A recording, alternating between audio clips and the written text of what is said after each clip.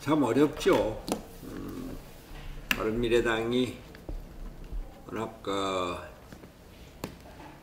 통합 때부터도 이게 뭐 껍데기 통합이고 지난 지방선거 지나면서 완전히 빈털터리가 됐으니까 당을 살려보자 이렇게 왔는데 워낙 국민의당과 바른정당이 합치고 이념적으로도 그렇고 뭐 지역적으로도 그렇고 그러니까 쉽게 화학적 결합을 할 수 있는 게 못 되니까 그걸 좀 하나로 만들어 보자 그러니까 아직 뭐 쉽지는 않습니다. 더더군다나 지금 지난 1년 동안 우리는 뭐 완전히 한반도 평화 무비에 완전 덮어 씌워져 있는데 지방선거도 그래서 완패를 한 거고 지난 한 달 동안도 남북 정상회담이 있었죠. 한미 정상회담이 있었지.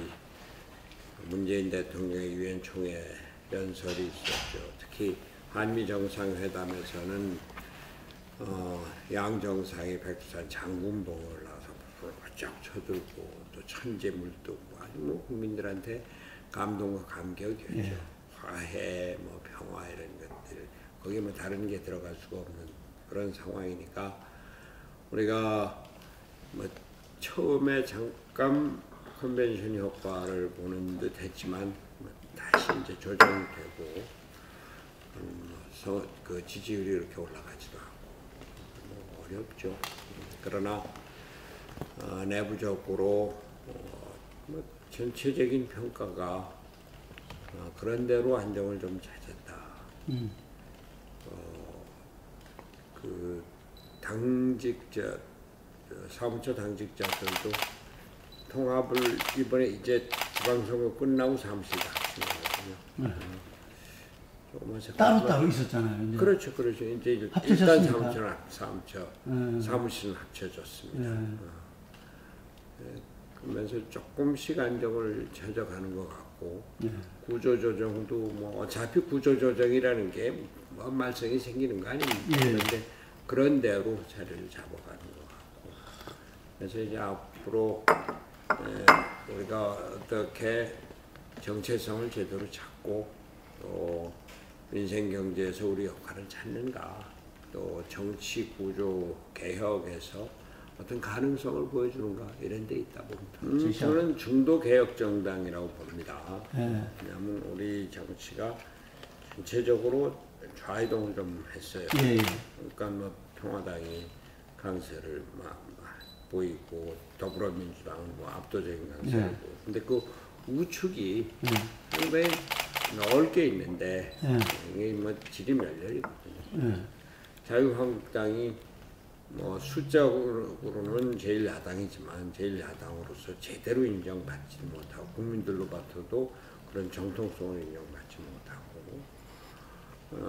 물론 자유한국당도 뭐 보수 정당의 본류를 자처를 하면서 개혁을 얘기합니다만 과연 박근혜 정권을 만들었고 박근혜 정권의 그 탄핵에 책임을 져야 되는 정권으로 과연 국민들로부터 저 정권이 앞으로 우리 보수 정당의 그 중심이 될 수 있을 것인가에 대한 확신을 못 주고 있거든요. 물론 자유한국당이 지금 개혁을 한다라고 하지만 그러나 그 개혁은 앞으로 지켜봐야 될 것이고 근데 이 전체적으로 왼쪽으로 이동한 마당에서 보수가 지금 그 과거에 수구 보수를 하고서는 중심을 잡지 못할 것이고 개혁 보수가 되는데 개혁 보수만으로도 또 안 되는 것이 그 지금 더불어민주당의 앞으로 이제 내년 중반 지나면은 파열음이 생길 겁니다. 또 민주평화당도 뭐 그럴 것이고 자유한국당은 이제는 그 자체로서는 존재의 끝들은 아니다라고 그런 것을 새롭게 구성을 할 때 그걸 그냥 단순히 개혁 보수뿐만이 아니라 합리적이고 미래지향적인 진보도 같이 해서 개혁 보수와 미래형 진보가 함께 아우러지는 중도 개혁이다. 그리고 우리나라의 중도 정치가 뭐 그동안 제대로 성공을 하지는 못했습니다만 중도 정치라는 게 무슨 자민련 같은 중도가 아니거든요. 가운데 있는 중도가 아니고 안을 건 않는, 예를 들면 평화도 않고 또 그 경제에서 개혁도 않고 그러나 시장 경제 중요성을 인정하고 그러한 것들이 개혁, 그 중도 개혁의 정치가 되는데 그동안 우리가 그러한 위치를 제대로 잡지 못했는데 바른정당이 아주 껍데기뿐인 통합이지만 좌우가 통합하고 영남 호남이 통합해서 그 가능성, 그 불빛이 있단 말이에요. 그걸 살려서 중도개혁의 중심을 잡자, 그 얘기입니다.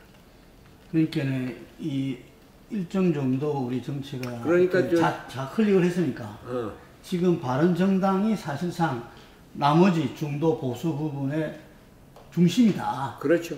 그러면서 보수 우파는 또 따로 남을 겁니다. 아, 따로 남을 거다. 아, 그럼요. 예를 들면 태극기 부대라든지 이런 사람. 그렇지. 그쪽은 따로 남을 거고. 그래서 우리나라에 지금 다당제는 불가피한 현실입니다. 그 다당제가 불가피한 현실에서 중간 좌에 더불어민주당이 있고 바로 중간 우측에 바른미래당이 있고 그 우측에 개혁보수가 보수 개혁보수는 우리 쪽으로 같이 있고 그 우측 보수가 있고 더불어민주당 왼쪽에 정의당이 있고 그러면서 완전 뭐 더 다당제가 될 때 그 중간에 하나쯤 더 들어올 것이고 오늘도 바른미래당, 민주평화당, 정의당 그리고 정치개혁 연대 하승수 변호사 그리고 정강자 씨도 나왔거든요. 참여연대 공동대표로 그리고 녹색당도 나오고 그런데 지금 현재 뭐 소수당들이지만 시민연대하고 힘을 합쳐서 선거제도를 바꿔야 되겠다라고 하는 거거든요.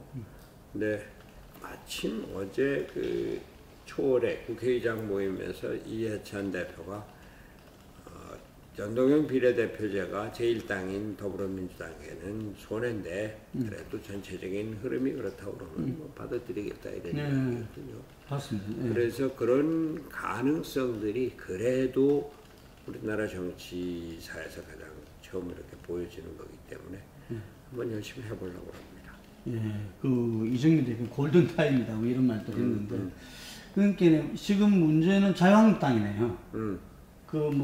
이 정권 바뀌고 나서는 민주당이 굉장히 소극적이다 이랬는데 이해찬 대표가 어쨌든 간에 자기들은 플러스는 아니지만 이렇게 정치개혁 차원에서 안겠다. 자유한국당이 지금 내부적인 개혁 이런 데 들어갔다고 하지만 나는 뭐 자유한국당이 그 제1당으로 그렇게 굳건하게 거라고 보지는 않습니다.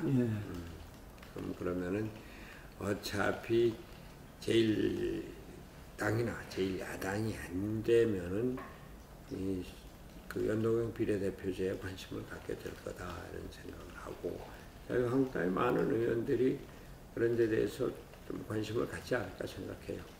좀 들어보셨습니까? 자유한국당 저는 뭐 구체적으로 이 문제를 갖고 자유한국당 의원들하고 구체적으로 논의한 거는 없지만 뭐 그렇게 되리라고 생각합니다. 뭐 지난 지방선거 결과가 그걸 보여주니까 그렇습니다. 그러니까 다당제가 어차피 이제 우리한테 현실이 되어 있습니다. 그 선거구제 개편이 안 돼도 다당제는 그 1당 2당만으로는 별로 그렇게 없었고 과거 자민련이 있었지만 자민련은 지역당으로서 그렇고 또 정주영 씨의 국민당도 있었죠. 또 지난번에 국민의당도 있었고 그래서 다당제는 어차피 주어진 현실이 됐는데 이 다당제는 이제 좀 제대로 정치 구조의 개혁을 향한 그런 그 제도화를 만들어 보자 이런 생각인 겁니다. 그리고 이번 지방선거를 통해서 뭐 바른미래당의 많은 의원들도 야, 뭐 다당제 되겠느냐? 결국은 양당으로 흡수되는 거 아니냐? 뭐 이런 생각들을 갖고 있는데 저는 그 우리 오랜 정치 사상 다당제는 이미 우리한테 와 있다고 봅니다. 그걸 이제 과거에 같이 지역주의가 아니고 이제 좀 그 각계각층을 대표하는 정당으로 국민의 대표성을 높이자. 뭐 그래서 예를 들면 녹색당도 국민들로부터 이런 연동 그냥 비례대표제로 어느 선 이상을 넘어가면은 그럼 국회에 진입할 수 있도록 나는 가장 좋은 게 독일식이라고 생각을 하는데 다당제가 혹시 정치적인 혼란과 불안을 가져오면 안 되거든요. 그러니까 독일에서는 5% 미니멈 할당제를 줬죠. 그래서 전체적으로 5%를 넘어야지 국회에 들어올 수 있는 겁니다. 또 그 의회에 국무총리 불신임권을 줬지만 불신임을 하려면 다음 그 수상을 뽑아놓고 불신임해라. 그러니까 지난 70년간 수상이 8명밖에 바뀌지 않았어요. 정치적인 안정이 있었던 것이고. 다른 내각제하고는 틀리네요. 그렇죠. 그러니까 그런데 물론 제일 큰 정당이 둘이 있었죠. 하나는 기민당, 하나는 사민당인데 자유당이 항상 캐스팅 보트를 쥐고 있었고 그 자유당의 겐셔 당수가 외무상을 18년 했어요. 내무상까지 하면 22년이나 했어요. 그것이 기민당과 사민당의 정책적인 연결을 담보해 준 거라.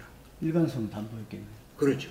그러니까 겐셔가 브란트 밑에서 외무상 했으니까 브란트의 동방 정책을 그 다음 콜 수상하고 코리아인가 하고 할 때 또 계속 예상이니까 아무래도 정책이 기민당에서 사민당에서 기민당으로 오긴 했지만 상당한 부분 그대로 연결이 되는 거죠. 그것이 브란트의 동방 정책이 기민당 때까지 가서 예를 들면 콜 수상이 집권을 했을 때 그 독일이 통일됐는데 그때 콜 수상이 동독과 소독의 마르크와 가치가 4대1이었는데 그걸 1대1로 교환을 해줬습니다. 대혼란이 일어났지만 그러나 그것이 동방정책의 기본 정신 우리가 죽어준다. 그러고선 그 사회 변화를 꾀한다. 개혁과 그 개방을 통해서 개혁을 꾀한다. 그게 독일 통일의 원동력이죠. 그러니까 우리도 지금 보십시오. 박근혜 때 4대 개혁을 얘기를 했지만 집권 4년 동안 한 발자국도 못 나갔잖아요. 지금은 문재인 대통령이 아주 높은 국민의 지지율로 그런대로 어느 정도 그 야당이 좀 따라준다고 하지만 이게 지지율이 떨어지면 안 됩니다. 그럼 대통령 따로 있고 국회 양당 싸움 따로 있고 그러면 국정이 제대로 돌아갈 수가 없습니다. 그 전에는 권위주의 국가 때는 대통령이 여당의 총재였어요. 나도 내가 국회의원 나왔을 때 보궐선거 나왔을 때 임명장을 공천장을 청와대 가서 대통령으로부터 받았습니다. 그때 제가 슬로건이 기억나는 게 대통령이 뽑았다. 대통령이 손학규가 나섰다. 개혁위에 나섰다. 대통령이 불렀다. 예, 대통령이 불렀다. 개혁위에 나섰다. 예. 근데 그때는 대통령이 집권 여당의 총재로 여당을 통해서 국회를 지배를 했습니다. 하다가 안 되면 날치기 했어요. 그렇죠. 그러니까 매년 예산 국회 때마다 날치기가 있었어요. 근데 지금 그것도 안 되잖아요. 그럼 국회는 파행이고 국정은 안 돌아갑니다. 그래서 이거를 제대로 하는 것이 다당제를 통한 연립정권의 연합정치다. 그렇게 보는 거죠. 지금 바른미래당은 안철수와 유승민의 통합이죠. 통합이었고, 그리고 그 두 사람이 대선 주자로 확고한 리더십을 갖고 있었고, 또 갖고 있고. 근데 지금 통합을 하는데 그러니까 국민의당은 호남을 띄워놓고 통합을 했고 바른정당도 북당파 다 떼어놓고선 통합했어요. 그 영호남의 통합이라고 그러지만 영남에는 유승민, 하태경밖에 없어요. 그래서 껍데기 통합이라고 하는 거죠. 그리고 호남은 국회의원이 6인 5, 또 정운천 의원까지 6이지만 그러나 그 이번 지방선거 때 전체적으로 구의원 2명인가밖에 안 나왔습니다. 구의원 2명인가밖에. 뭐 그런 정도로 완전히 이제 그 바른 미래당도 일종의 심판의 대상같이 이렇게 완전히 문재인 대통령 지지로 돌아섰으니까. 지난 총선 때는 문재인이 때문에 안 돼 이래갖고 이겨갖고 이준석밖에 안 됐는데. 그렇죠. 이번 지방대선에서 문재인한테 60% 안철수한테 30% 지지해주고 이게 일단 대통령 되고 나서는 90% 이상이 문재인 지지가 된단 말이에요. 그래서 완전히 껍데기 통합인데 그렇기 때문에 손학규가 내가 당 통합을 할 때 저건 통합이 아니다. 그래서 난 통합대회 전당대회 가지도 않았습니다. 근데 당에서 나와서 축사를 해달라고 그러는데 나는 못 나간다.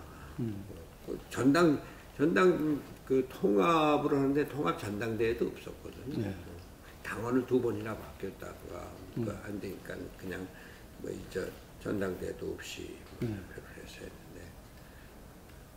했는데 그러다가 지방선거 때 나보고 선대위원장을 맡아달라, 안철수 선대위원장까지 맡아달라 그래서 맡으면서 이제 이렇게 됐는데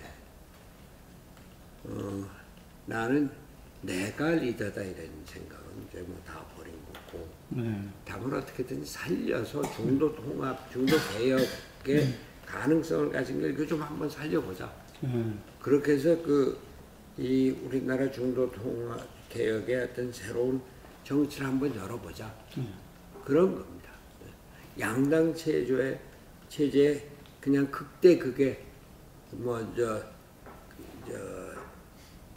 서로 그냥 반대만 하는.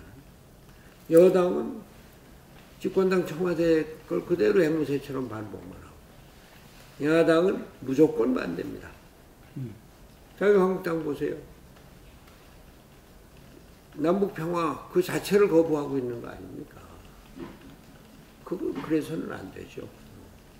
그래서 그 중도 개혁의 정치, 평화, 한반도 평화 일도 옳다. 그러나 비핵화는 같이 가야 된다. 이게 우리 입장이고. 또 내가 저녁에 있는 삶을 얘기를 했지만 지금과 같은 아주 급격한 최저임금 인상. 이게 중소기업, 자영업자, 그 도소매업자들 이런 사람들 다 죽여놨으니 이건 안 된다. 할 거는 하고 안 되는 건 안 되는. 그것이 중도 정치, 중도 개혁 정치의 모습이다. 그걸 우리가 만들어 가겠다. 지금 우리가 소득주도 성장이 대기업은 이미 지불 능력 갖추고 다 그렇죠. 최저임금 수준이 그보다 훨씬 더 높죠. 근데 최저임금을 높여야 되는 대상이 되는 거는 대개 자영업자, 영세 상공인들 아니에요. 근데 이 사람들이 지불 능력이 없는 겁니다. 지불 능력이 없으니까 어떻게 해요? 사람 자르는 거죠. 그게 고용 저하를 가져온 겁니다. 오늘 아침에도 그 어느 신문에 보니까 공공 부문에서 일자리는 몇 개인가 늘었는데 민간 부분에서는 4만 몇 개인가를 줄었어요. 근데 실제로 우리가 통계를 보면은 도소매업에서 10만 개,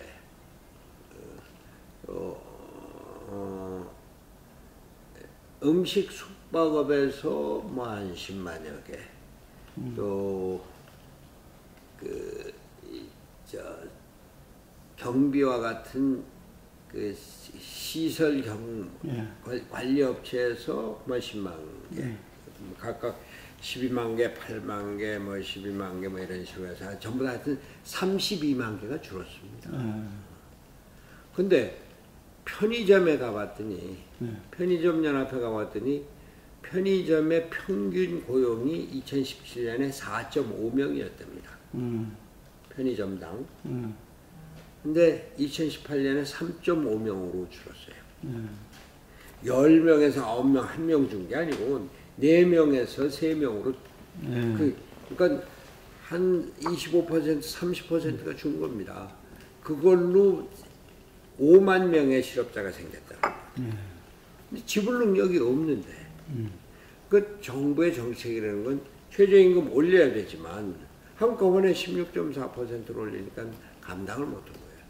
그런데다가 금년에 또 내년도에 10.9% 올라가니까 합해서 1년, 2년 만에 29.5%인가 올라가니까 감당을 못하니까 사람을 자르는 거죠.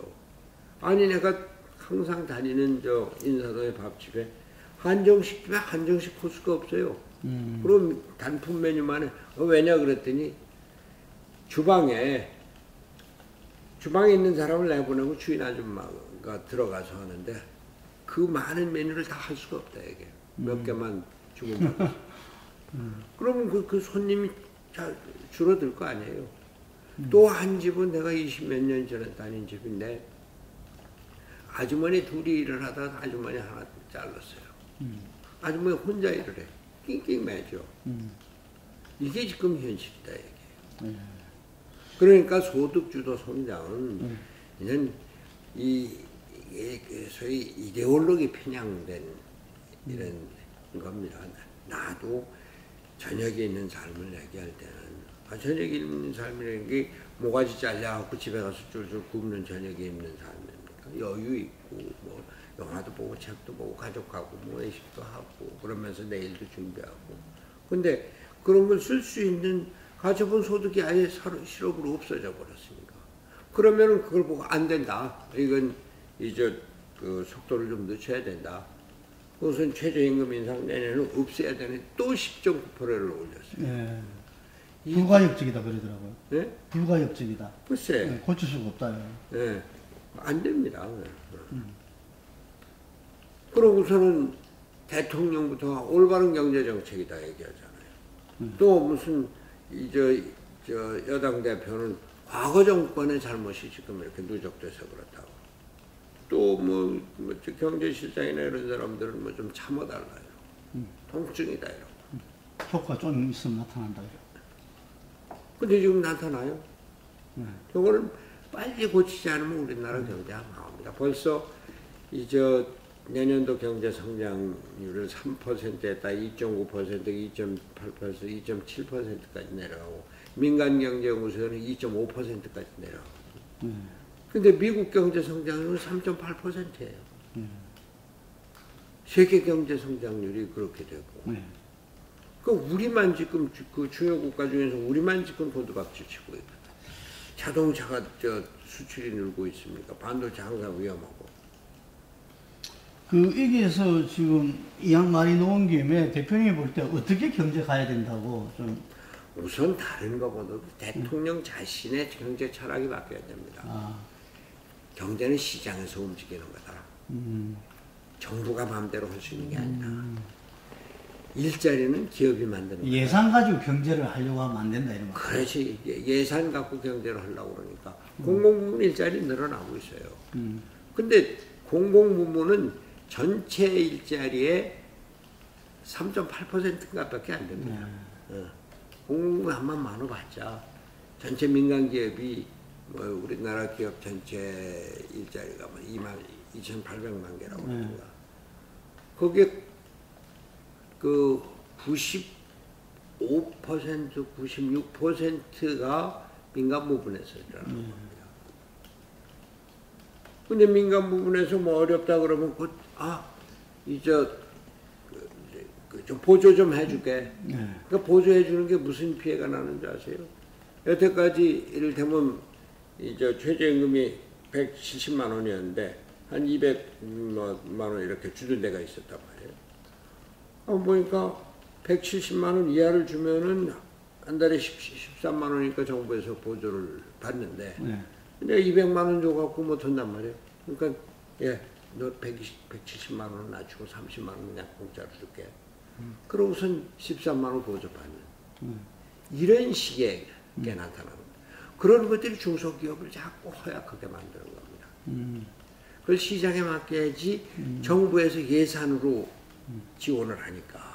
근데 김동연 부총리도 그만둬야 되는 게 이게 벌써 하루 이틀입니까? 그러면 저희가 실물 경제를 해온 사람이면 이거 안 되면은 경제부총리는 경제 소신을 책임자 갖고 했어야 되는데. 안 됩니다 얘기를 해야죠. 살짝 이거 좀 문제가 있는데 그러니까 보수 측의 인기만 얻으려고 그러지. 소신 갖고 경제 관련으로서 우리나라 경제에 대한 책임지는 자세를 보이지 못한 거예요. 잘라야 됩니다. 그래서 장하성과 김동연, 장하성은 나하고 개인적으로 아주 친해요. 예. 근데 이제는 안 됩니다. 나는 개인의 관계가 아니라 국가 경제를 위해서 장하성, 김동연을 경질하고 실용적인 시장주의자를 내세워야 합니다. 그런 사람들이 지금 이 정권 안에는 있다고 보십니까? 지금 이 정권 안에는 보세요. 장하성이다, 뭐 김상조다, 홍종학이다, 뭐 이런 사람들, 소위 그 이데올로기 지향적인 사람들만 갖다 놓은 거예요. 그러고 청와대 안에 김수현인가? 김수현 또 무슨 홍장표인가 뭐 이런 사람. 이 사람들이 다 쥐고 있는 거 아닙니까? 그러니까 그 진영을 전면적인 개편을 해야 되겠네요. 전면적 개편, 하여튼 뭐 모든 걸 다 못해도 하여튼 대표적인 장하성과 김동연은 잘라야 됩니다. 그래야지 대통령이 생각이 바뀌었구나. 뭐 다른 사람들 다 잘라야 되지만 여하튼 그 두 대표는 달라서 대통령이 시장 경제를 중시하는구나. 그래야지 기업이 움직입니다. 아니 지금 비핵화와 한반도 평화는 다시 돌이킬 수 없는 시대적인 흐름이 됐습니다. 우리 작년 이맘때 생각해 보세요. 작년 이맘때 매일 B1B, B50, 뭐 F-35 이게 뭐 하늘 날아다니고 이제 항공모함이 3대씩이나 출연한다 그렇고 블라디노스인가 뭐 이런 아주 정밀 타격으로 김정은 죽인다 뭐 완전히 전쟁 분위기가 휩싸였습니다. 맞습니다. 나는 워낙 평화주의자라 우리나라의 전쟁은 이미 갔다 이렇게 생각을 했는데 작년에는 이러다가 정말 전쟁 나는 거 아닌가. 자칫 국지전이라고 해서 나도 북한에서 뭐 때려버리면 이게 우리 일반 국민들도 피해를 본 거야. 이런 공포 두려움이 생기더라고요. 그런데 금년 1월 1일에 김정은이 나와서는 우리 평창 가겠다. 그리고 그 뒤에 뭐 4.27 판문점 선언이 있고 그리고 6.12 북미 정상회담이 있고 그 다음에 7.29인가요? 7 며칠지? 9.19. 9.19. 3차. 9.19 3차. 있고 이러면서 완전히 지금 평화와 비핵화로 갔는데 나는 김정은이 일단 비핵화 길에 들어섰다고 봅니다. 그리고 그거는 비핵화를 하지 않으면 자기가 살지 못한다. 비핵화를 하지만 북한 경제 발전을 이루지 못한다. 그 두 가지를 다 얻으려고 하는데 미국이 호락호락하지 않으니까 이제 쥐고 줬다 폈다 뭐 이러는 거죠. 그러나 그 길은 이미 이제는 다시 돌이킬 수 없는 길이다 이렇게 봐요. 다만 그렇다고 해서 비핵화가 하루아침에 이루어지는 건 아닙니다. 시간 끌 겁니다. 아니 북한이 30년에 걸쳐서 핵 개발하고 미사일 개발한 건데 하루아침에 그렇게 내놓겠어요? 미국이 이렇게 하루아침에 모든 걸 다 줄 수 있습니까? 그 시간 좀 끌 겁니다. 근데 문재인 정부는 좀 조급하죠. 빨리 좀 했으면 좋겠네요. 그 조급증이 어제 국군의 날 행사에서 나타났어요. 전부터 좀 의동절했어요. 말도 안 되는 거예요. 건군 70주년인데 이게 보통 5년에 한 번 이런 정도가 아니라 70주년이거든. 60주년이다. 뭐 65주년, 70주년인데 근데 65주년도 아니고 70주년인데 이번에 저 북한에서 건국 70주년 얼마나 크게 했습니까? 워낙 저 시진핑 초청하려고 그러다 안 돼갖고 2차 선거 갔었잖아요. 근데 이 저 미국과 협상 때문에 핵무기 미사일은 전시하지 않았지만 모든 거 다 하고 그랬잖아요. 군대라는 게 뭐 먹고 삽니까? 사기 먹고 사는 거 아니에요. 우리가 이렇게 강력하다 이런 걸 보여주는 데서 사기가 생기는 거 아닙니까? 아니 무슨 70평을 조그만 한 1000평마당에다가 의장대하고 사관생도도 몇 명 데려다놓고서는 그러고선 국군 장병들에게 국민들에게 좋은 거 보여준다고. 싸이가 이게 무슨 싸이에 강남 말춤하고 무슨 건군 지식처럼 무슨 상관이에요. 이게 북한한테 잘 보이고 북한한테 야 우리 지금 평화로 간다. 이것만 보이는데 평화라는 게 힘이 있어야지 평화죠. 발언은 그렇게 했던데 문재인 대통령 발언은 그렇게 하고 뭐래요. 내가 어제 앉아있는데 야 내가 일어설 수도 없고. 그 자리에 앉아 계셨어요? 그러지 그 자리에. 싸이 추고 이러는데 이제 의장대나 저 사관생도들은 싸이가 나와서 추고 또 이렇게 그렇게 쇼를 하니까 나와서 같이 추고. 젊은이들의 힘이 나죠. 그래서 내가 잘못 생각한 거 아닌가. 이제 세대가 전부 다 이런 건데 건군 70년이 군대는 있는 거지만 군대가 젊은 사람들이니까 젊은 사람들 분위기를 만들어줘야 되는데 내가 생각이 늦은 거 아닌가. 사실 고민을 많이 했어요. 근데 그건 아닌 것 같아요. 문재인 대통령이 너무 북한 쪽에 우리 전쟁 안 한다. 이런 걸 보여주는데 너무 조급한 것 같아요. 나는 그래서 그 전부터 문재인 대통령한테 우리 평화 비핵화 길을 찬성을 한다. 근데 너무 조급하게 가지 마라. 남북 정상회담에 국회의장하고 당대표들을 데려가겠다고 하는 발상 자체가 권위주의적인 사고가 잔재입니다. 아니 정상회담인데 그리고 진지하게 토의를 해야 되는데 국가 권력 소위 국회의장한테 같이 가자고 그래요. 당대표는 민주주의 국가에서는 대통령과 같이 토의하는 이런데 내 수행으로 가라고 그래요. 실제로 가서 뭘 했습니까? 아니 회담에 직접 참여나 했습니까? 또 그쪽에서 별도의 김정은이 아니라도 다른 사람하고 제대로 된 토의라도 할 기회를 만들어 줬습니까? 그래가지고 해프닝이 일났죠. 그러면요. 이 정부가 의전이 그렇게 형편없었던 거예요. 외교라는 게 의전으로부터 시작되는데. 그러고서는 가서 많은 걸 봤다고 그러는데, 그럼 보는 거, 그러면 대한민국 국민 5천만 중에 한 200명 가서 본 게 다 그런 건데. 나도 북한을 2번이나 다녀오고, 나도 김영남하고 단독 회담을 따로 했었어요. 북한의 아태해대단하고 동아시아 미래대단하고 단독으로 심포지움도 하고. 가보면 얼마나 바뀌었을까 보고 싶은 마음이 왜 없었겠어요. 그러나 이거는 국가의 역할, 정당의 역할과 다른 겁니다.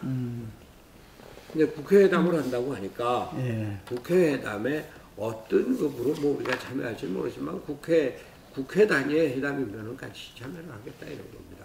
다만 이번에 10월 4일 날 내일 모레 가는 건 노무현 재단에서 한다고 하니까 그건 노무현 재단에서 가야지 그 정당에서 그렇게 공식적으로 참여할 수 있는 건 아니고. 판문점 선언은 지난번에 판문점 선언을 국회에 보낸 정부의 태도가 잘못됐습니다. 그 전에 국회의장하고 3당 대표 만나서 판문점 선언 비준 문제는 평양 정상회담이 끝난 뒤에 보자 이랬어요. 이렇게 합의를 했죠. 그랬는데 그 뒤에 국무회의 의결을 거쳐서 보낸 겁니다. 국회에다가 비준동의 해달라고. 그 기다리지 않고. 그렇지. 예.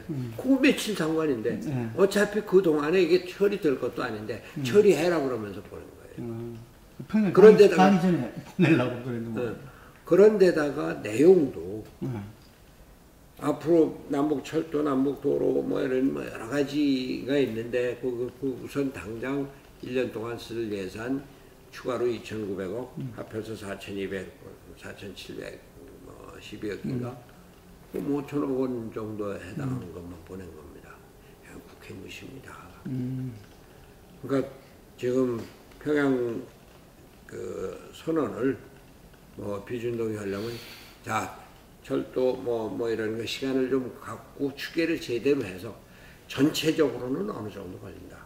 거기에 우선 정부 예산이 얼마가 들어가고 민간 부문 예산은 어느 정도 걸고 또 뭐 저 외국 투자는 어느 정도 될 것이다. 이런 전체적인 추계를 보여주면서 이러니 우리 정부의 그 재정 소요가 이 정도 되니 비준해달라 이래야죠. 정부가 어떻게 하는지 두고 볼 겁니다. 아, 지금 지켜보시겠다. 아니 그래야지 그냥 지금 같이 판문점 선언 같이 해서 이렇게 보내는 걸 어떻게 그걸 어떻게 비준 동의를 해줍니까? 대통령 중심제 패권주의적인 폐해부터 벗어나야 됩니다. 나는 우리가 1987년에 민주화를 이루고 2017년에 30년 만에 또 하나의 민주혁명이었어요. 예, 1987년은 대통령 직선제 개혁으로 군부 정치를 일단 쓰러뜨린 겁니다. 이번에 2017년은 촛불혁명으로 박근혜 정권을 무너뜨렸는데 박근혜 이명박에는 패권주의를 무너뜨린 겁니다.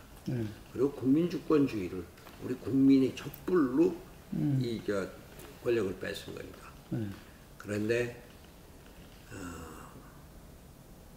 정권 교체만 했었지 권력 구조의 개편이 없었어요. 그래서 대통령 중심제의 대통령의 패권이 그대로 살아있는 겁니다. 촛불혁명은 미안의 가제네요. 그렇죠. 개헌이. 그렇지. 예. 그러니까 대통령 중심제가 갖고 있는 패권주의가 국회가 여당이 어디 여당 역할을 합니까? 국회가 국회 역할을 합니까? 내각이 제 역할을 합니까? 모든 게 청와대에서 나오잖아요. 대통령의 국정발표가 청와대 수석보좌관 회의에서 연설로 나타납니다. 청와대 정부라 그러더라고. 그럼 누구야? 그러니까 이게 잘못됐다는 거죠. 그러니까 그 국회에서 청문회를 한다고 하지만 청문회에서 청문 경과 보고서 채택 안 해도 그냥 이미 해버리잖아요. 그냥 웃기지 마. 다 뭐 잘못됐다고 잘못한 별 사항 아니라고 그러잖아요. 국회를 그렇게 무시합니까? 그러니까 검찰에서 국회의원 사무실을 압수수색 그냥 턱턱 와서 하는 거 아니에요. 장관이 장관 노릇을 제대로 하는 장관이 어디 있습니까? 그래서 김동연에도 잘라야 된다는 게 장관이 장관으로서 책임을 지지 못하고 권한을 행사하지 못하면 잘라야 된다 이게요. 근데 자를 생각 없죠. 전부 다 장악해가지고 그 대통령이 그 철학을 갖고 있으니까. 지금 국민연금의 신용본부장 임명됐습니까? 아직 안 됐을 거예요. 왜 그래요? 모든 인사 권한을 국회가 청와대가 갖고 있어요. 청와대에서 다 하는 모양이더라고. 네. 청와대가 산하기관장뿐만이 아니라 산하기관의 감사, 실장까지 이렇게 다 한다는 거예요. 네, 그렇더라고요. 네. 이건 세계에서 이런 일이 있을 수가 없는 겁니다. 점점 더 심해지고 있잖아요. 이 대통령 중심제를 고치지 않으면, 권력 구조를 고치지 않으면 촛불혁명이 할 겁니다. 대통령은 말이죠, 자기가 마음만 먹으면은 지금 청와대 수석 제도를 없애면 돼요. 청와대 비서관이 47개인가 된다고 그러잖아요. 네. 뭐 일자리 비서관에 뭐 저 소상공인 비서관까지 생겼더라고. 그러면은 일자리 수석도 생겼어요. 정책실장 있죠. 경제수석 있죠. 일자리 수석 있죠. 그러면은 그 밑에 재경부 장관, 산자부 장관, 노동부 장관 누구 보고 합니까? 미국에서 대통령, 그러니까 장관이 Secretary of State입니다. Secretary of Defense, Secretary of Welfare, Secretary입니다. 대통령의 Secretary입니다. 대통령이 장관 데리고서 일해야죠. 네. 그래서 대표님한테는 대통령 중심제를 바꾸지 않으면 안 된다 이런 이야기네요. 아니 지금이라도 하려면은 청와대 수석 제도를 확 없애고, 네. 아니 저 이승만 때 비서관이 10명 미만이었다고. 네. 청와대의 기능과 인원을 확 그리고 이제 박정희 때도 뭐 100명 미만이었다고. 박정희 때 생각나는 게 그때 무슨 경제수석은 있었죠. 그리고 모외교안보 수석, 뭐 그런 수석 4명 정도밖에 없다. 이제 점점 늘어난 거죠. 그 대통령 청와대의 기능과 인원을 줄이고 대통령의 권한을 헌법 개정 없이도 되는 겁니다. 없이도 된다. 없이도 되는데 대통령 되면 점점 더 이번 문재인 대통령 들어서서 청와대 기구가 훨씬 더 커졌잖아요. 모든 게 청와대 중심이잖아요. 촛불행정이 완성이 되기 위해서는 대통령이 철학을 바꾸면 되는 겁니까? 제도를 바꿔야죠. 누구든 대통령에 앉으면은 대통령이 갖고 있는 헌법상의 되는데 다 대통령 앉으면 안 되니까 그러니까 개헌해야 된다. 개헌해야죠. 그런데 지금 당장 안 되면은 우선 대통령의 철학을 바꿔야 된다. 철학을 바꿔라. 마지막 내가 대통령이라면은 네. 난 장관들 데리고 이러겠어요. 지도자의 철학이 우선 중요하다고 봅니다. 내가 네. 오늘 저 취임 1주년 맞아갖고 기자회견하면서 민주주의와 시장주의와 평화주의를 얘기를 했습니다. 네. 민주주의, 우리가 그 패권주의에서 벗어나서 국민주권주의로 가자고 하는 것이 촛불혁명의 뜻이었는데 그걸로 가자. 그게 이제 내가 대통령 중심제를 벗어나고 의회 선거제도를 고치자 이런 거고. 시장경제, 경제가 정부가 예산 갖고 뭘 다 하겠다. 안 된다. 시장에 맡겨라. 그리고 기업이 일자리 창조는 기업이 한다. 기업 활성화가 중요하다. 세 번째 평화주의, 한반도 평화, 비핵화 이거는 우리가 가야 할 길이다. 그것만 제대로 되면 나머지는 같이 따라오죠.